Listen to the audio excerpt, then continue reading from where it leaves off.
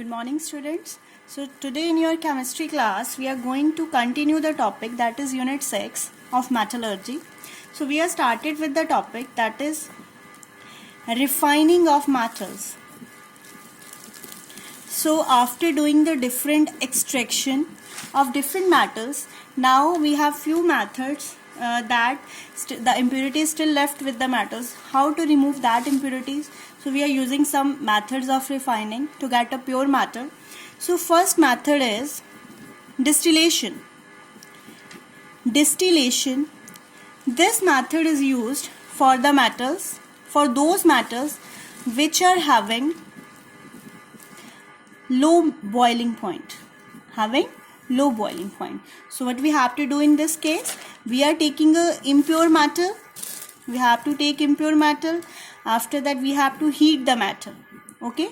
So on heating, we know that metal is having a low boiling point. So it boils at a low temperature and changes into a vapor phase. Okay, changes into a vapor. So after that we have to condense it.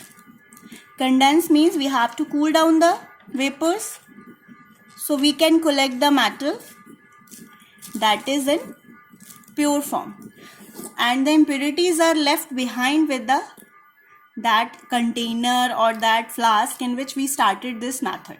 Okay, so our first method is distillation, in which the metal is first heated and changes into a vapor phase, and on condensation or on cooling down we will collect the pure metal. So this is first method of refining.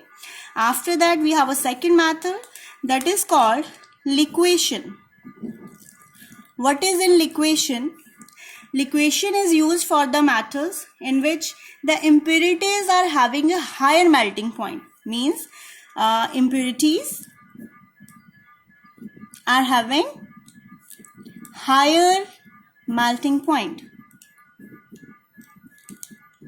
So what happens when we heat the metal? When we heat the metal, because the impurities melt at a higher temperature, they need a higher temperature, high melting point is there. So the metal will change into a liquid first. It will change into a liquid first, and we can collect this liquid, and the impurities which are having a higher melting point, they retain at the surface. Okay, so this is very easy method. After this, third method is electrolytic refining. Electrolytic refining. Electrolytic refining, this is very important method. This method is used for the elements or the metals like zinc, aluminium, copper, etc. Okay, they can ask a question for which metals, for which elements we are using electrolytic refining. For zinc, aluminium, copper. So what is in this method?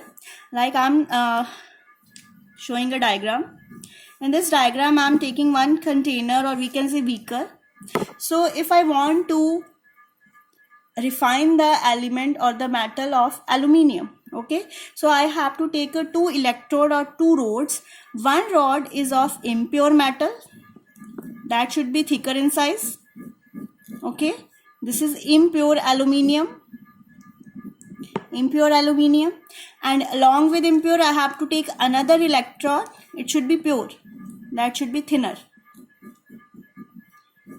pure aluminium. Okay, and along with these two electrodes there should be electrolyte, liquid of aluminium. Okay, same. We know that in electrolytic refining, whenever the electrolysis we have to do, we have to take the electrodes along with electrolyte. This electrolyte also contain aluminium solution in a liquid form. Okay, so what happens when we connect these rods with a battery, with a circuit, then the impure metal act as an anode. This circuit act as this metal or this rod act as an anode and having a positive charge, and the pure metal is cathode having a negative charge. Okay, so what happens when the circuit is attached or current started flowing through it? What happens? We know that always at anode there is oxidation. At anode there is oxidation. What is oxidation? We already studied in +1. It is loss of electron loss. Okay, so at anode it is impure metal containing some impurities. So this rod starting losing electron, and this electron along with electrons, some impurities are also started losing, and it collected at the bottom. This is known as mud. And the electron, the pure metal that loses in the form of electrons, that along with that from this electrolyte, addition of electron is there, and there is a formation of pure aluminium, and that gets concentrated or that get deposited along with the pure aluminium. So what happens in case of anode? There are two terminal, one is anode, one is cathode. So what happens in case of anode?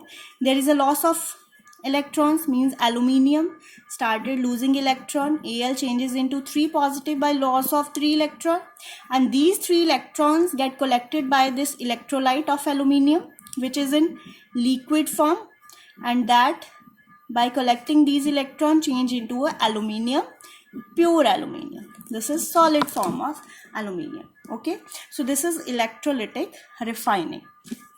After that, the last topic that is left with us is zone refining. Fourth method is zone refining. Zone refining is used for mostly for the semiconductors like germanium, silicon, boron, gallium, for these metals. Okay, so what happens in case of zone refining? The principle, this is important method also. So principle of zone refining is in this case the impurities are soluble, means more soluble in melt, we can say liquid form, more soluble in liquids than solid. Okay, what I said? In this case, the principle of zone refining is the impurities are more soluble in liquid state. So I'm showing by diagram, drawing a diagram. So I'm taking one metal rod here. I just want to remove the impurities that are present in this metal rod. So for this I am containing a atmosphere, that is inert atmosphere. Okay, enclosed this rod in a inert atmosphere. Inert means unreactive. There should not be any reaction with this metal of any gas. So we are enclosed this rod in a inert atmosphere in a container. So for this I am taking two heater. We can say it rolling heater. Okay, rolling heater means that can move. These are rolling heaters. So when we started moving these heater, when the heaters are at this left side of the rod, it started getting heat up and it started changes into a liquid form. So the impurities also soluble in liquid form, they are soluble at this end. When we move these rollers or these heaters to the other side of the rod, the impurities are also started moving toward the hotter side because it is in liquid form, and the lower or the left side of the rod, it again change into a solid form. So metal is stay here, metal is at the left side, but the impurities are moving along with these roller heaters because they are more soluble in the melt form. So at the end all the impurities are collected at the right side, and we can cut this side of the metal, and so the whatever the rod is left, that is a pure metal, that is a pure metal. So this is the topic for today, and revise the topic, and if you're having any doubt you can ask. So we will discuss the next topics. Few 2 or 3 methods are still left, so we will continue next time. Thank you.